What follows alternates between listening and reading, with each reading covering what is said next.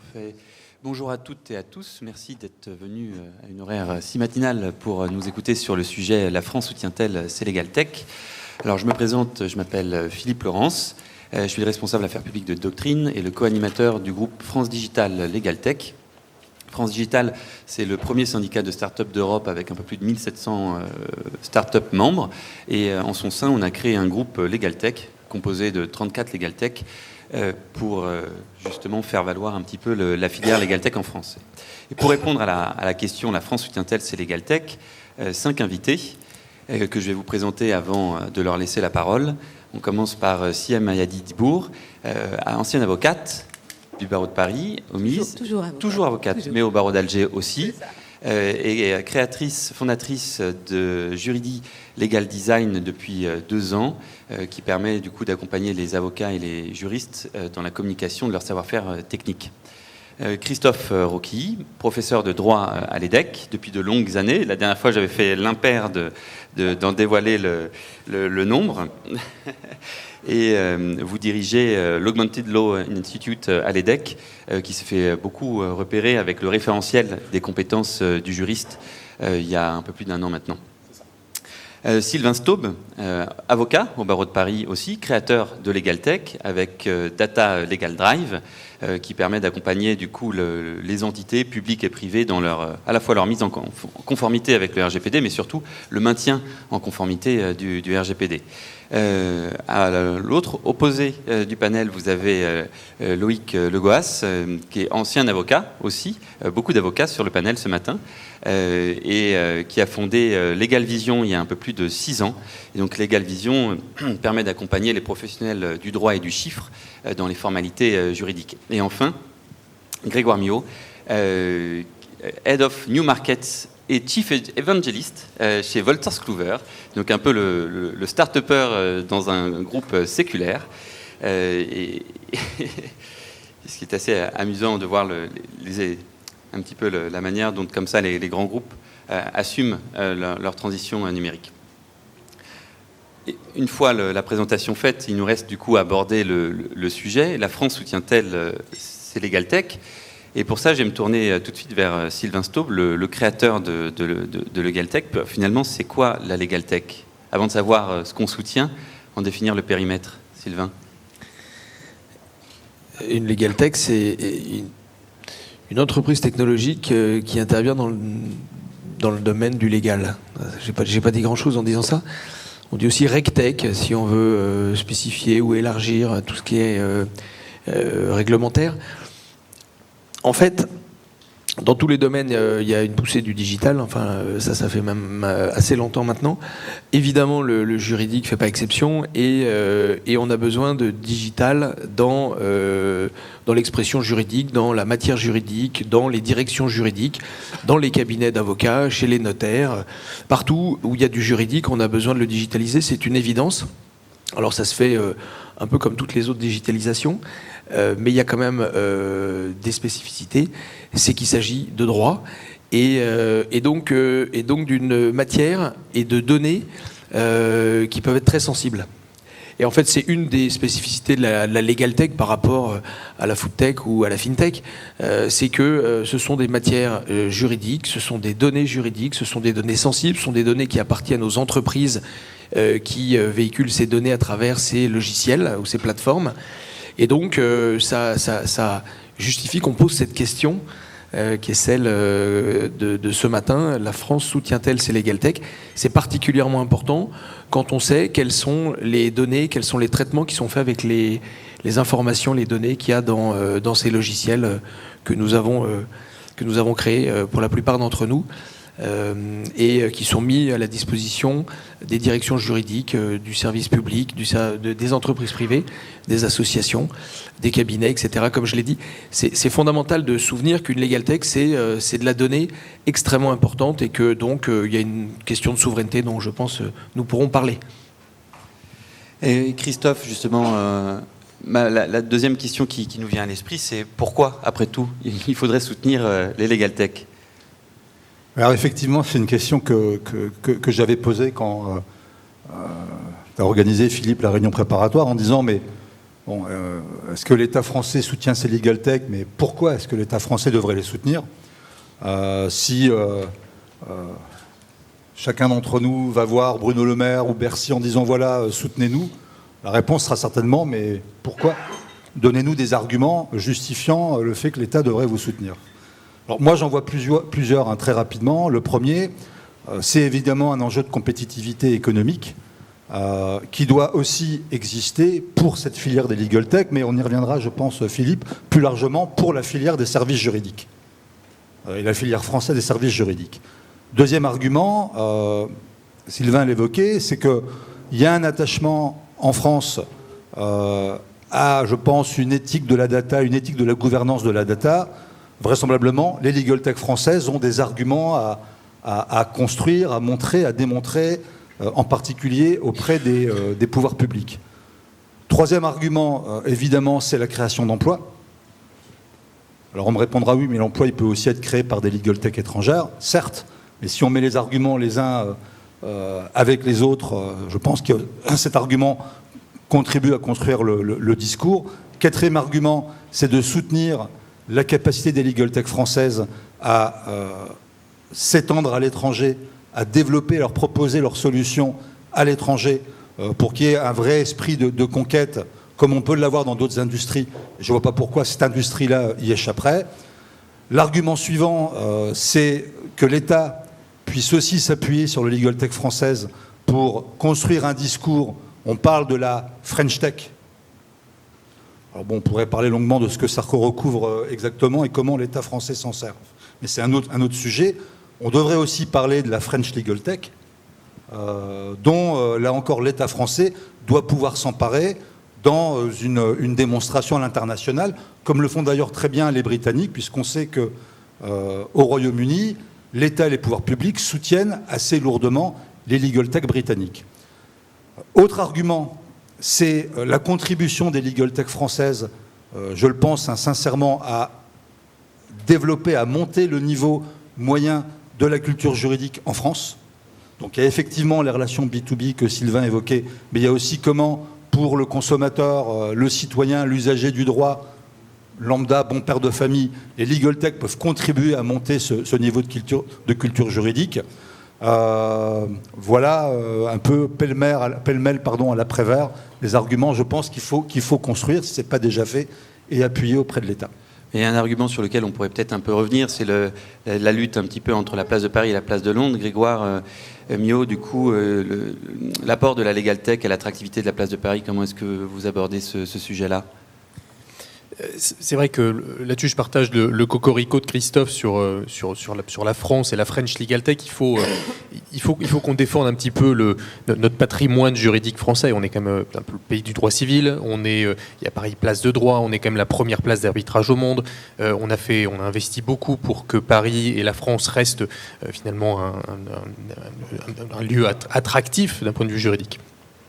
La réforme 2018 sur le tribunal de commerce et ses chambres internationales. Donc on a mis en place quand même un dispositif pour faire en sorte que les entreprises internationales viennent s'installer en France et fassent confiance au droit français. Donc là-dessus, il faut aussi qu'on soit en phase avec ce qu'on fait déjà sur la Legal Tech, sur la scène de la Legal Tech. Alors on a eu un début de la Legal Tech qui était un peu chaotique, qui était un peu difficile, mais la France, elle s'est très vite mise à la Legal Tech. Elle a commencé assez tôt, finalement, cet amorçage et créer cette relation avec la Legal Tech. Alors, ça a été un peu compliqué. Ça a commencé pour certains s'en souviendront avec ces fameux braconniers du droit qu'on a chassés pendant un certain temps. Mais il a fallu trouver un équilibre. Et ce qui est important, c'est de ne pas comparer finalement ce qui n'est pas comparable. Si on vient chercher une comparaison entre des juridictions de common law, en particulier les États-Unis, qui ont souvent servi d'exemple, finalement, comme une terre très fertile de legal tech depuis très longtemps. Au mois de juin, on a assisté à l'IPO de LegalZoom, qui est un petit peu l'entité impossible en France. C'est cette entreprise qui est aujourd'hui valorisée à 7 milliards de dollars et qui génère des documents pour constituer une entreprise, faire son testament, générer n'importe quoi, et donc qui viennent en conflit avec notre tradition aussi civiliste de protection de l'exercice du droit dans nos juridictions européennes. Et donc il a fallu du temps pour trouver cet équilibre-là aussi. Et ça, c'est important qu'on puisse préserver ça et pas comparer non plus. des places de droit de common law et des places de droit de droit civil. Et donc, ça ne veut pas dire qu'on n'est pas une place de droit qui est attractive. On est quand même un pays qui a toujours été très créateur de Legal Tech. On a commencé encore une fois très tôt ce démarrage et cette relation avec les startups du droit. Aujourd'hui, si on veut rester une place de droit attractive, il faut quand même qu'on se donne l'opportunité d'amorcer un certain nombre de choses pour rester et pour permettre un accès au droit facile, un petit peu tout ce qui fait une bonne justice, c'est-à-dire une bonne accessibilité. Et donc ça veut dire ce qui a déjà été amorcé au sens de l'open data, qui va continuer encore à se faire jusqu'en 2025. On a mis beaucoup de temps à le mettre en place. Légifrance a fait sa réforme. 12 ans de cette plateforme Légifrance qu'on avait tous vu depuis très longtemps et qui avait vraiment besoin de cette refonte pour aller un petit peu plus loin dans la recherche d'informations juridiques. Et puis de digitaliser aussi nos juridictions. Il y a encore beaucoup de juridictions qui sont très difficiles à contacter, même pour les legal tech. On empêche les legal tech un petit peu de bien s'installer. Aujourd'hui, la DSI du Conseil d'État ne permet pas d'aller mettre en place des vrais connecteurs avec les outils de télérecours pour des juridictions administratives. C'est encore très compliqué. On a encore besoin d'aller un petit peu plus loin. Et puis, il faut aussi que cette justice est toujours dans le sens de la bonne justice. Il faut une justice qui soit prévisible. Et donc, pour une justice prévisible, il faut aussi qu'on ait les bons outils et qu'on laisse un petit peu de place, finalement, à ces outils qui faisaient de l'analytique. Et on a des champions de l'analytique en France. Je pense à nos amis de Predictis aussi, qui viennent faire donc de l'analytique. Et on les a un peu bousculés, on les a un peu chahutés, parce que c'est une approche qui est très empirique en France, un peu dans la douleur parfois, mais qui se fait progressivement. Donc il faut qu'on leur laisse un petit peu de place. SIM, une question sur les partenariats, puisque finalement la France, c'est aussi ces grands groupes, connus pour ces grands groupes, ces ETI. Les synergies, quelles synergies? Est-ce que c'est aussi pas un moyen que la France puisse soutenir ces legal tech en faisant en sorte que son tissu économique, qui est déjà mature, puisse aider la legal tech à émerger? Oui, tout à fait. Christophe, il a parlé si j'allais voir Bruno Le Maire pour lui demander de soutenir les legal tech. Donc ça représente, on va dire, les pouvoirs publics. Moi, je pense que soutenir les legal tech, ça peut venir aussi des acteurs privés qui existent sur le marché depuis quelques années et qui sont reconnus au niveau de la France et même au niveau international. Et donc ces partenariats, il en existe déjà. Je pense notamment à Data Legal Drive avec Édition Législative et aussi Dalloz. Je pense aussi à Legal Vision avec Scala Immobilier, où on vient finalement associer deux acteurs sur le marché. Un peut-être qui a le savoir et la notoriété. L'autre acteur, peut-être une petite legal tech, en tout cas une legal tech en voie d'évolution, qui a l'expertise et la technique de la technologie. Et donc, pour moi, ces partenariats ou ces alliances, c'est une façon aussi de soutenir la legal tech en France, parce que c'est une marque de confiance, et ça permet à l'un et à l'autre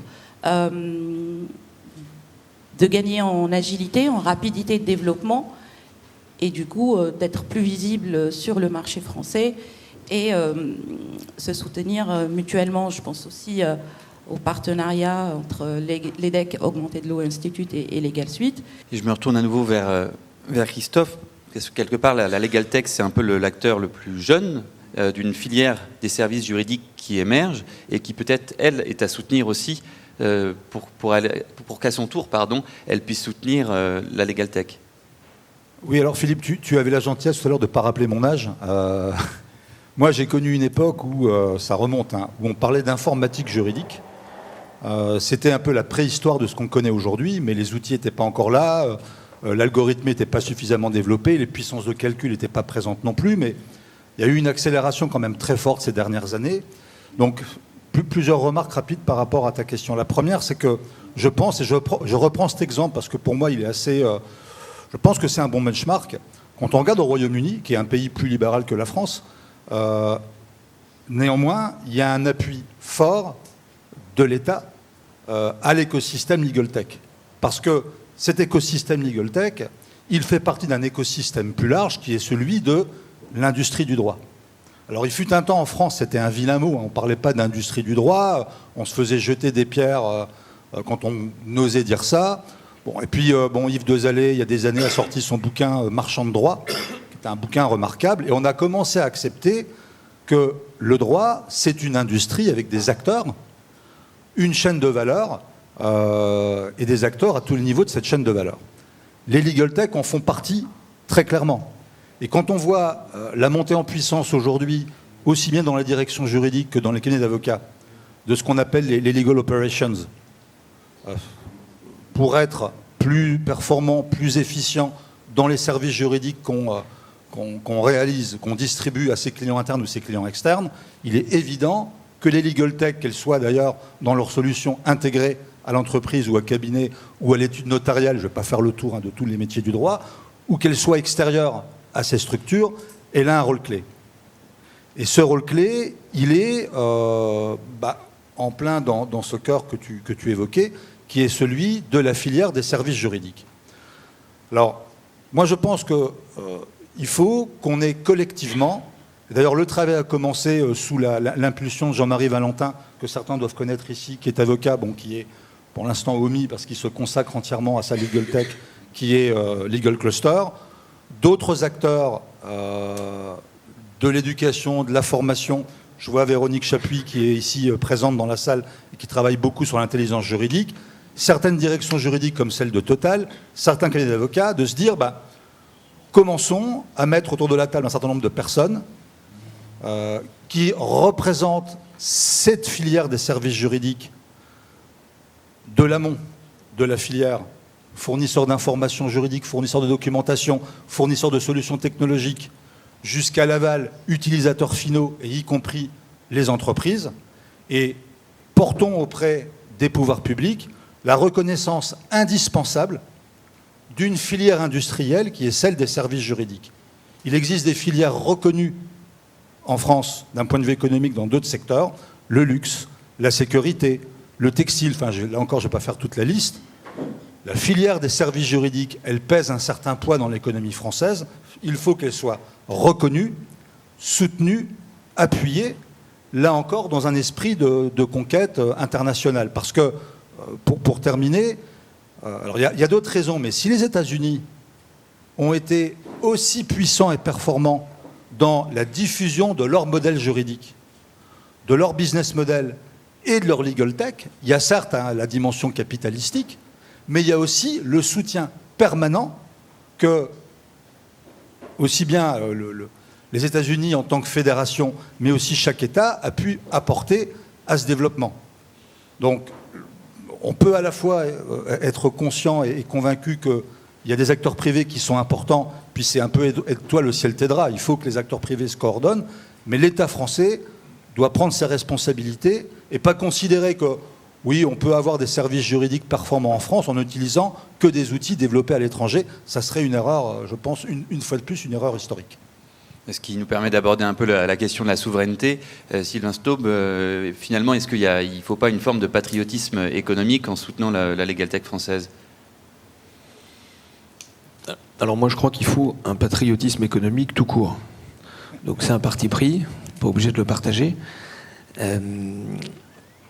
C'est important parce que, comme tu le rappelais, les anglo-saxons s'en privent pas du tout. Ils ont compris que derrière leur champion, il y avait une arme économique, et évidemment bien au-delà des legal tech ou des services juridiques.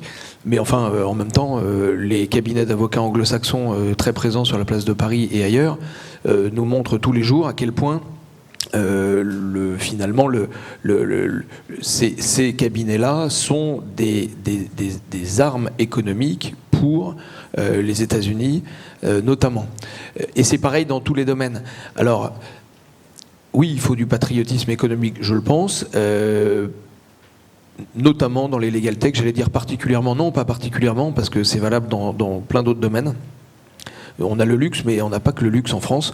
On a le nucléaire, enfin on avait le nucléaire avant que General Electric vienne nous le récupérer avec les histoires qu'on connaît. Et là, on a un bel exemple d'ailleurs de patriotisme économique, si on peut l'appeler comme ça, de la part des Américains et de leur ministère de la Justice, aidé par la CIA et tout ce qu'on connaît de cette affaire. Voilà, on voit des fleurons partir ailleurs. Et dans notre domaine qui est la legal tech, c'est important.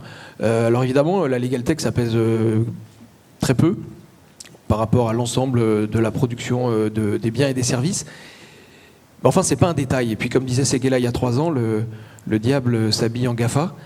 Ça se trouve aussi dans les détails. Et en l'occurrence, les legal tech ne sont pas des détails. En fait, comme je disais tout à l'heure, dans les legal tech, il y a de la donnée. Et c'est pas n'importe quelle donnée, puisque c'est les données de nos entreprises relatives à leur conseil d'administration, à leur conformité, à leur contrat. Et donc, ce sont des données qu'on n'a pas envie de voir partir partout.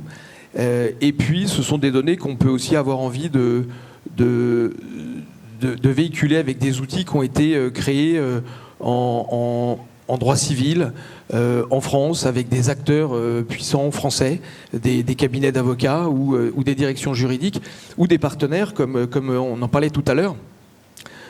Moi, j'ai fait le choix de lever des fonds auprès de Dalloz, Lefebvre Dalloz. J'aurais pu en lever ailleurs, d'abord chez les concurrents étrangers de Lefebvre Dalloz, ou auprès de fonds d'investissement dont on sait que souvent ça se termine outre-Atlantique. En fait, j'ai voulu un partenariat commercial et un actionnaire français et un acteur majeur du monde du droit européen, mais d'origine française, qui est Lefebvre Dalloz. C'était un parti pris, vraiment. Et j'en suis ravi. Et je crois que ça fait aussi partie du patriotisme qu'on peut tous avoir. Et quand je dis tous, je pense notamment aux directions juridiques. Combien de fois, Data Legal Drive, nous sommes allés en appel d'offres dans des directions juridiques de grands groupes français, de jolis fleurons français, qui nous ont expliqué que notre solution était formidable, mais que nous n'étions pas les premiers au monde, puisque le premier mondial, c'est un Américain, comme c'est souvent le cas dans beaucoup d'industries. Et que donc forcément, puisque nous n'étions pas premiers, nous ne pouvions pas être retenus, il fallait absolument passer par l'Américain.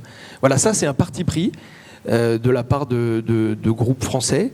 On trouve ça aussi dans les administrations, et je trouve que de plus en plus la haute administration a cette fascination, enfin c'est pas tout à fait nouveau, mais je ne sais pas pourquoi, j'ai l'impression que c'est de pire en pire, cette fascination pour les États-Unis, pour les GAFA, pour les grands groupes américains, et que outre-Atlantique, point de salut. Alors moi je me pose la question, en fait.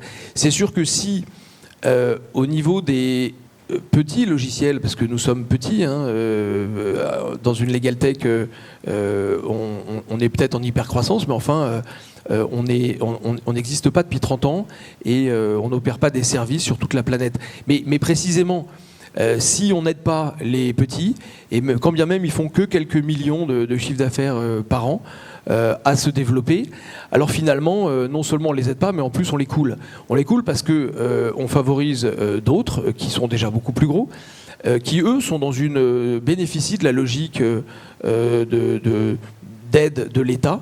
Et puis finalement, les données, elles partent ailleurs. Alors ça, c'est un problème de souveraineté, mais c'est aussi un problème de développement des entreprises. Un algorithme, c'est du code. L'intelligence artificielle, c'est un algorithme plus de la data. Si vous enlevez la data à un algorithme, il ne reste pas grand-chose en matière de développement de l'entreprise.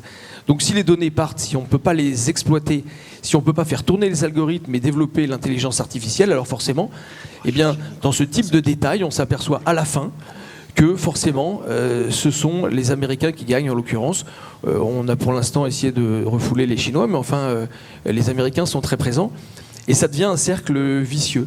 Donc oui, je crois qu'il faut une forme de patriotisme en considérant que dans beaucoup de situations, il y a une alternative, et je dis beaucoup parce que ce n'est pas toujours le cas, mais bien souvent, il y a une alternative aux solutions américaines.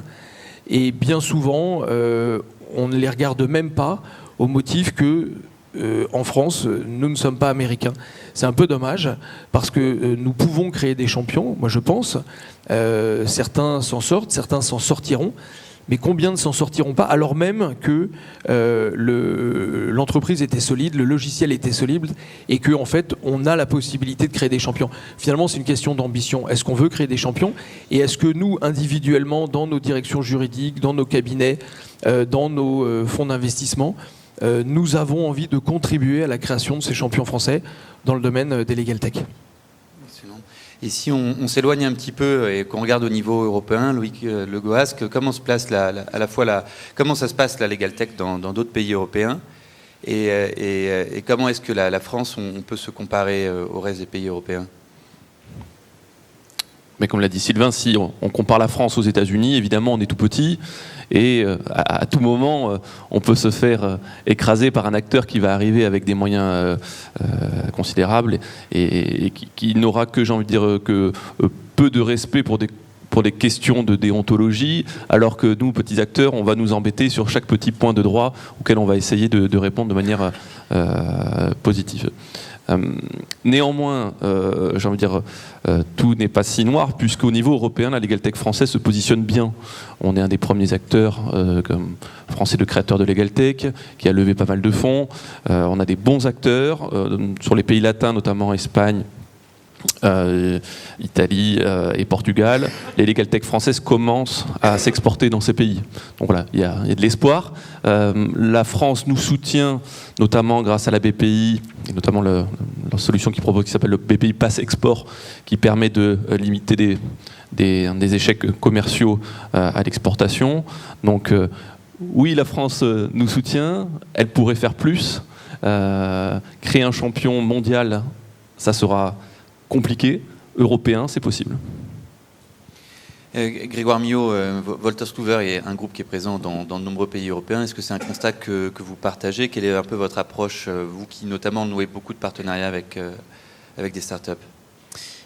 Oui, alors c'est vrai qu'on connaît peut-être davantage le groupe pour un groupe, tu le rappelais Philippe, séculaire, mais c'est vrai qu'on a une activité qui était historiquement plutôt papivore que digitale, une centaine d'années. Et l'époque où on vendait des recharges, on envoyait des représentants charger les petits classeurs chez les clients, les avocats, c'est un peu révolu. Et donc effectivement, il a fallu prendre le virage du digital. Il a été amorcé dans le groupe il y a maintenant une trentaine d'années. Parce qu'il fallait le prendre avec un peu d'anticipation aussi. C'est probablement une des cas de division qui a eu le plus de difficultés pour cette profession-là à s'engager profondément dans le digital. Et aujourd'hui, si on regarde au niveau européen, alors évidemment, la France reste, et c'est d'ailleurs les acquisitions de Wolters Kluwer en Europe l'ont démontré. On a racheté Legisway en 2018, EasyQuorum il y a maintenant, tout fraîchement, on l'a annoncé il y a à peine un mois. Oui, on a des champions européens de la Legal Tech qui ont un vrai potentiel, c'est pour ça que le groupe leur a fait confiance aussi. Mais cette difficulté, évidemment, alors je suis ravi d'entendre Loïc parler justement de ces dispositifs qu'on met en place pour encourager les Legal Tech françaises à aller un petit peu plus loin. Ce qui est très difficile, c'est que l'export, c'est pas forcément l'évolution naturelle pour les Legal Tech françaises. C'est assez souvent d'ailleurs plutôt une contrainte. On est quand même souvent sur des niches, parfois juridiques, qui sont très difficilement exportables, des spécialistes de la loi Sapin 2, des choses qui sont vraiment profondément locales. C'est toujours un petit peu difficile d'aller ailleurs. Et il faut quand même qu'on puisse aussi réussir à les encourager localement. Alors ça ne veut pas dire qu'on n'est pas pour autant un centre de Legal Tech extrêmement vraiment très dynamique. On a un tissu de start-up en France qui est très encourageant, et en particulier sur la Legal Tech. On a conduit avec l'Association européenne de Legal Tech, ELTA, dont je fais partie, une étude l'année dernière sur un peu le panorama des Legal Tech en Europe et comment est-ce qu'elles évoluent depuis toutes ces dernières années, depuis à peu près sur une dizaine d'années. On a essayé d'avoir quelques tendances, et depuis 2017, on constate deux choses qui sont importantes. D'abord qu'il y a eu une franche augmentation du nombre de créations de Legal Tech un peu partout en Europe, et en particulier en Europe de l'Ouest, tous les ans, vraiment quelque chose. Il y a eu un bond vraiment assez significatif. Et l'autre indicateur intéressant, c'est qu'il y a eu une augmentation très nette des levées de fonds et de leur valeur ces 3 dernières années. Vraiment avec... Alors, évidemment, on n'est pas sur les niveaux de la FinTech, on n'est pas sur les niveaux qu'on voit aux États-Unis, on n'est pas sur des montants astronomiques, mais il y a eu un vrai bond. On parlait de quelques millions d'euros tout au plus aux alentours de 2015-2017. L'année dernière, c'est plusieurs centaines de millions d'euros dont on parle. En France aussi, il y a des levées de fonds très importantes. Donc on va un petit peu plus vers des Legal Tech auprès desquels on fait confiance. Je suis ravi de voir qu'aujourd'hui on permet aussi à des avocats d'aller financer des Legal Tech. Alors entre confrères néanmoins, je regrette un petit peu qu'on n'ait pas encore encouragé suffisamment. Peut-être déjà on peut parler du statut du juriste en entreprise, on peut parler aussi de ce qui va se faire avec les avocats qui vont qui sont parfois un peu obligés de se faire omettre pour s'engager à fond dans leur projet de Legal Tech. Je suis ravi de voir que Sylvain arrive à continuer à faire cohabiter ses activités d'avocat et son activité de start-upper, mais c'est parfois un petit peu difficile de faire cohabiter l'ensemble. On a encore un peu de potentiel pour pousser ces activités-là. J'espère qu'on va aller un peu plus loin. Je crois qu'en France, on a réussi à passer le cap de la puberté de la Legal Tech et de sa relation un peu conflictuelle avec ses parents d'institutions du droit historiques. On a un peu passé ce cap-là. Ce n'est pas le cas partout. On a une maturité digitale qui est quand même très hétérogène en Europe. Alors c'est les modes d'exercice qui font ça d'une certaine façon. Les statuts des juristes en entreprise ne sont pas toujours les mêmes d'un pays à un autre. La relation qu'on a avec les institutions ordinales localement ne sont pas toujours les mêmes non plus. Et puis, il ne faut pas oublier une chose, c'est que les acteurs de la Legal Tech, en fonction de leur âge, ont aussi beaucoup façonné les marchés locaux. Et donc ont accéléré d'une certaine façon et de façon assez éparse en Europe la maturité des professions juridiques localement. Et on se rend compte quand on va un petit peu ailleurs, quand on va en Belgique, quand on va en Allemagne, quand on va en Italie ou en Espagne, qu'on n'a pas ce même niveau de maturité, d'appropriation des enjeux technologiques pour les professionnels du droit, que ce soit en cabinet d'avocat ou en entreprise d'ailleurs. Et donc on se rend compte qu'on est finalement plutôt bien placé, qu'on a même peut-être plutôt une longueur d'avance sur d'autres pays et qu'on a encore un rôle vraiment important à jouer dans ce dispositif. Pour revenir peut-être, Sylvain, sur ton expérience en tant que créateur de Legal Tech, puisque finalement la Legal Tech, c'est d'abord des entreprises de la tech, donc d'abord des startups, et sur lequel l'État est quand même présent, avec un certain nombre d'aides généralistes. Est-ce que dans le parcours, avec BPI, avec la French Tech, est-ce que quelque part il y a eu un soutien, non pas qui visait la Legal Tech, mais un soutien en tant que créateur d'entreprise? Oui, il y a un soutien comme c'était rappelé. Mais il n'y a pas un soutien particulier pour les Legal Tech. Enfin, je ne l'ai pas vu. Il y a l'incubateur du barreau de Paris qui a fait quelque chose pour les Legal Tech. Enfin, je ne vais pas dire que c'est marginal parce que c'est très sympathique et on était ravis d'avoir le prix de la Legal Tech du barreau de Paris, mais c'est pas ça qui change la trajectoire d'une Legal Tech. Non, il y a les soutiens nationaux, il y a BPI évidemment, il y a France Export, il y a tout le dispositif qui concerne les PME. Il y a d'ailleurs une difficulté, c'est que quand vous levez des fonds auprès d'une ETI, rapidement, après un certain seuil, vous n'êtes plus considéré comme une PME. Donc en fait, au sens du droit communautaire, vous devenez une ETI, ce qui est une aberration, puisque, en l'occurrence, chez Data Legal Drive, nous sommes 70 et nous ne sommes clairement pas une ETI. Mais pour autant, on passe au-dessus des radars, ou en dessous, et donc on n'est plus éligible à un certain nombre d'aides. Alors ça, c'est une vraie difficulté purement légale de critères européens liés à finalement à des investissements. Si nous avions levé des fonds auprès d'un fonds d'investissement, nous serions toujours une PME. En levant des fonds auprès de Lefebvre Dalloz, nous sommes devenus techniquement, aux yeux de nos dirigeants européens, une ETI. Donc ça c'est une difficulté. Mais bon, à part ce cas que moi j'ai rencontré, c'est vrai qu'il y a une aide, il y a une aide d'État. Je vois pas d'ambition derrière. On aide et c'est très bien et on peut ajouter à ça le quoi qu'il en coûte. Enfin bon, tout ça c'est formidable. Je vois pas l'ambition et même l'ambition d'avoir des licornes, c'est très bien. On en avait 4, on en a 100.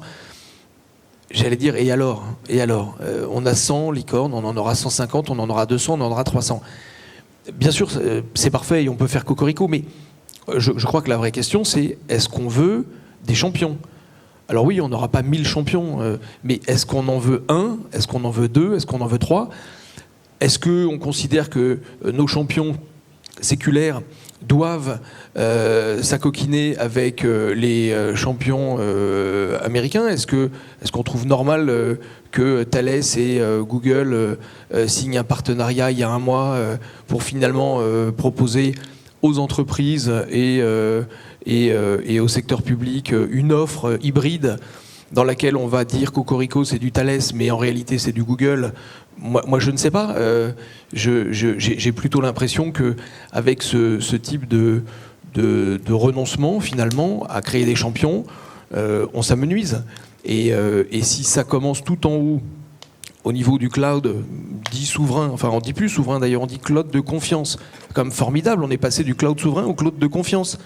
Alors maintenant on doit faire confiance, donc c'est formidable, on fait confiance à Google, puis on fait confiance à Microsoft avec l'offre bleue qui a été créée par Orange et par Capgemini. Donc en fait, on dissout la puissance et les champions français historiques dans des ultra champions et dont on sait comment ça va se terminer. Voilà, tout à l'heure je parlais de Alstom et General Electric, enfin je vous fais pas un dessin, on sait en général comment ça se termine, et ben là je trouve qu'il y a clairement un manque d'ambition. Est-ce qu'on veut des champions ? Voilà. Est-ce qu'on veut des champions dans la legal tech comme est-ce qu'on veut des champions dans le domaine du cloud ? On a beau s'introduire en bourse, finalement on sera jamais champion si ça vient pas de tout en haut. Ce serait peut-être l'occasion de faire remonter ça aussi lors des états généraux de la justice qui ont été ouverts, et je me tourne vers vous, Siem, pour avoir un petit peu votre avis sur la question. Est-ce que c'est quelque chose sur lequel on peut avoir fondé des espoirs pour voir là, un soutien à la legal tech ?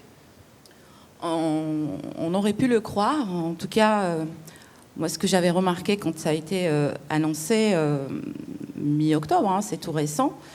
Mon avis personnel, j'ai vu une effervescence, notamment sur les réseaux sociaux, de la part des legal tech, des entreprises, des directions juridiques. Oui, les états généraux de la justice, on va changer le monde, on va faire avancer les choses. Mais au fait, quand on s'y intéresse de plus près, ce qu'on voit, c'est que, en tout cas ce que j'ai remarqué, ça reste toujours mon avis personnel, c'est que c'est les états généraux de la justice faits par la justice pour la justice. Donc les acteurs qui sont appelés à participer, ce sont donc les institutions publiques, les juges, les huissiers de justice, à la marge éventuellement, ça peut être les notaires, les avocats, mais aussi les citoyens, donc, qui peuvent donner leur avis et comment ils voient la justice de demain. Et donc après, on se demande, c'est quoi le but de cette démarche à quelques mois des élections présidentielles. Donc le calendrier il s'étale jusqu'à février 2022. Donc d'ici là, on aura éventuellement par la suite un nouveau gouvernement. Donc on ne sait pas comment les choses vont suivre.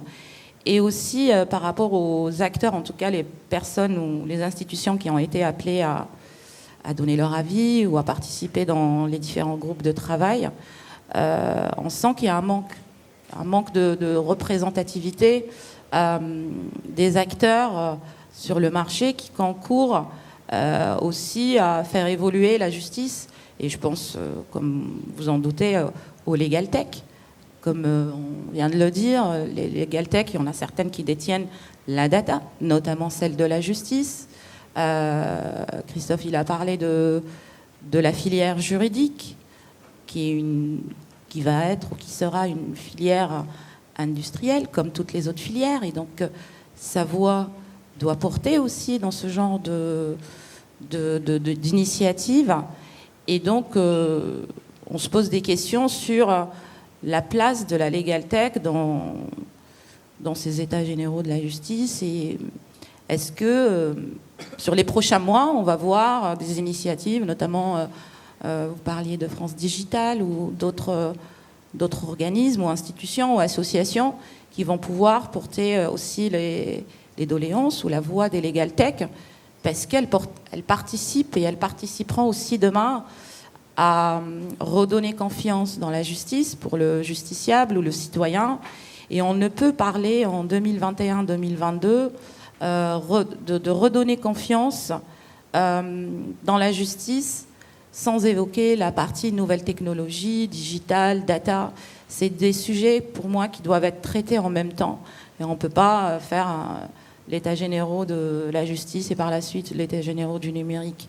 En tout cas, pour ce domaine-là, pour moi, c'est des choses qui sont connectées et qui doivent être traitées en même temps et ensemble. Alors justement, une dernière question pour l'ensemble du panel. C'est vous, président de la République, et on commencera dans l'ordre par vous, Christophe, vous, président de la République, votre mesure, s'il y avait une mesure pour soutenir concrètement la legal tech. Oui, si tu me permets, mais je vais être très bref. Les sujets sont passionnants. C'est vrai qu'on pourrait en parler pendant des heures, parce que, bon, pour mettre un peu de bémol, champion c'est très bien, mais on sait quand même que plus c'est gros, moins ça innove. trop de bureaucratie, pas assez d'agilité. Donc c'est bien aussi de garder une effervescence sur des petites structures. Deuxième remarque rapide aussi, si tu me permets, c'est que les levées de fonds, c'est bien, mais ça ne dit pas tout de la valeur que crée une legal tech ou un prestataire quel qu'il soit pour ses clients. Donc regardez un peu les niveaux de revenus que génèrent des legal tech, ça me semble aussi intéressant que les levées de fonds. Alors je me marre parce que je me rappelle nos échanges. J'avais dit tu devrais passer Gérard Lenormand si j'étais président de la République, mais je pense que les jeunes ici ne doivent pas connaître. Ils ne perdent pas forcément grand-chose, hein, mais bon, c'est un autre sujet. Moi, je demanderais à ce qu'à minima, au niveau du ministère de l'économie, on fasse se réunir l'ensemble des legal tech, pas que 3, 4 ou 10, l'ensemble. On développe une plateforme permettant de rendre visible à tout le monde l'intégralité, là encore dans la chaîne de valeur, des services qui sont proposés ou des outils proposés par cette legal tech, et qu'on permette aussi, si je puis dire, de plugger là-dessus un aspirateur, un investisseur, pour que chacun puisse un petit peu faire ses courses, regarde ce qui existe, et puis effectivement, si certains champions peuvent sortir, c'est très bien. Mais moi, quand je suis client, je me méfie aussi des trop gros champions, parce que l'état de dépendance économique et technologique devient important. Et le coût de transaction pour sortir d'un prestataire qui vous offre toutes les solutions du début jusqu'à la fin, il est plus élevé que le coût d'entrée. Sylvain Staub, même question. Vous, président, une mesure pour la Legal Tech? Je vais rester un peu dans l'idée de la souveraineté dont on parlait tout à l'heure. Moi, je ferai en sorte qu'on vote un dispositif qui laisse plus de place aux acteurs du digital français. Et là, j'élargis, je ne parle pas que des legal tech, mais du digital. Je pense que si l'ensemble du monde du numérique, pour le dire autrement, était présent dans les appels d'offres et qu'il y avait une impulsion qui vienne d'en haut sur regardez aussi ce qui se fait en France et vous verrez que parfois c'est aussi bien, voire c'est mieux. Et en tout état de cause, c'est souverain et c'est local et il y a tout ce qui va derrière. Eh bien, je pense que l'ensemble du numérique français y gagnerait. Il y a un dispositif qui existe, qui n'a strictement rien à voir, et donc on va m'expliquer que comparaison n'est pas raison, mais enfin, on connaît la loi de septembre 86 sur la radiodiffusion de titres francophones. Alors oui, quand il s'agit de culture, on vient expliquer qu'il faut de la francophonie sur les ondes, y compris du service public, et donc il y a des quotas de 40%, ce qui vous permet d'écouter Gérard Lenormand de temps en temps. Ou alors vous écoutez Radio Nova et vous êtes sûr de ne pas l'entendre. En tout état de cause, ça fonctionne et c'est contrôlé par le CSA. Et ça date de 86, ça a même été modifié en 2016, enfin renforcé. Donc ça fonctionne. Alors évidemment, entre la culture et le numérique, il y a deux mondes différents. Mais je crois que finalement, on peut quand même se demander dans quelle mesure avoir des logiciels français ou européens dans nos entreprises, plus que ce n'est le cas aujourd'hui, ce ne serait pas une bonne chose. Et je pense à toutes les alternatives des logiciels américains qu'on utilise, et pas uniquement au Legal Tech. Mais si finalement l'ensemble du numérique est tiré vers le haut, notamment au moment de la commande publique ou privée, eh bien, c'est toute la filière qui gagnera, y compris les Legal Tech. S'il y a même question, vous, présidente de la République, une mesure déjà, pour la Legal Tech? Une présidente, déjà, c'est quelque chose. En fait, je piquerai les idées de Christophe et de Sylvain, déjà, sont superbes. Et je travaillerai plus sur l'égalité de la place entre les hommes et les femmes, et surtout dans la Legal Tech, parce qu'elle ne représente que 7% dans la totalité des Legal Tech en France. Donc voilà.